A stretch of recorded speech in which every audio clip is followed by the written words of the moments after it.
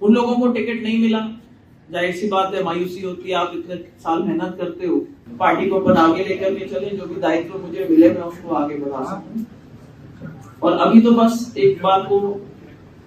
ये जो चुनाव जैसे कि सबने बताया कि 2024 का ये चुनाव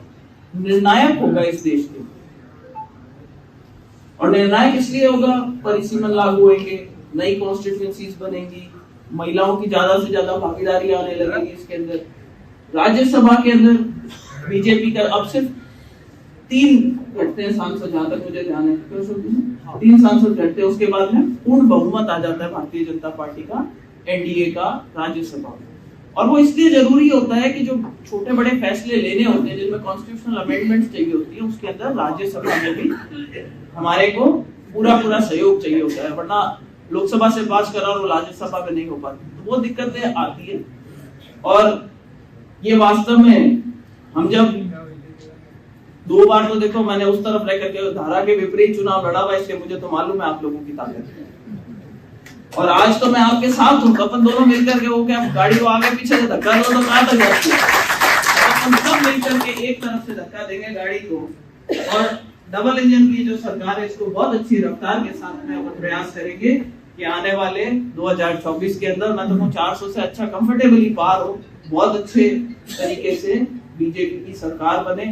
एनडीए की सरकार बने, मोदी जी पुनः एक बार हमारा नेतृत्व करें, और जो देश की जो गरिमा बढ़ी है पूरे इंटरनेशनल, जो एक जागृति आई है हमारे लोगों में, जो एक राष्ट्रवाद की भावना आई है, जो सनातन धर्म के प्रति जो एक भावना जागृत हुई है, वो कायम रह सके, हमारा देश उन्नति कर सके, प्रगति कर सके, ताकि आने वाले समय में हमारे बच्चों के लिए बहुत अच्छा, हमारे आने वाली पुश्तों के लिए बहुत अच्छा एक यहाँ पर वातावरण जो है वो कायम रह सके। ऐसा मेरा विचार है। मैं चाहूंगी कि आप सभी उसमें मिलकर के हम सबका हाथ बटाएं। मैं साथ ही उन लोगों को भी हाथ जोड़ करके निवेदन करना चाहूंगी कि जो लोग टिकट मांग रहे थे, और देखिए पार्टी फैसला अपने लेवल पे करती है, विश्वास करें कि मैंने एक जगह जाकर के भी टिकट नहीं मांगी, क्योंकि मुझे पता था, सिस्टम समझ में आ गया। आप लोग भी जानते हैं, जो यहाँ पे ज्यादातर पदाधिकारी हैं, 7-7, 8-8 बार फोन आए हैं लोगों के पास में, आप लोगों से भी बतलाया गया, पूछा गया है कौन ठीक हो सकता है, कौन नहीं हो सकता, आपकी भी सहमति हो सकता है कि भाई किसी का कुछ विचार किसी और के साथ में मिलते हो, जो भी, लेकिन बहुत तरीके से उन्होंने कहीं ना कहीं सर्वे में ये बात आई होगी कि भाई ज्योति मृधा शायद इस जिम्मेदारी के लिए सबसे ठीक है, तो पार्टी ने जो जिम्मेदारी दी है उसको मैं निभाने के लिए तैयार हूँ, लेकिन मुझे उसमें आप सब लोगों का पूरा साथ चाहिएगा। और ये चुनाव ज्योति मृधा का नहीं है, नरेंद्र मोदी जी का चुनाव है, तो भाई अगर किसी से छोटी मोटी मेरी रड़क भी निकालनी है ना, तो बाद में निकालेंगे।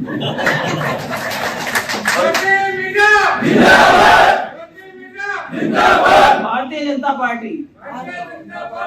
जिंदाबाद। और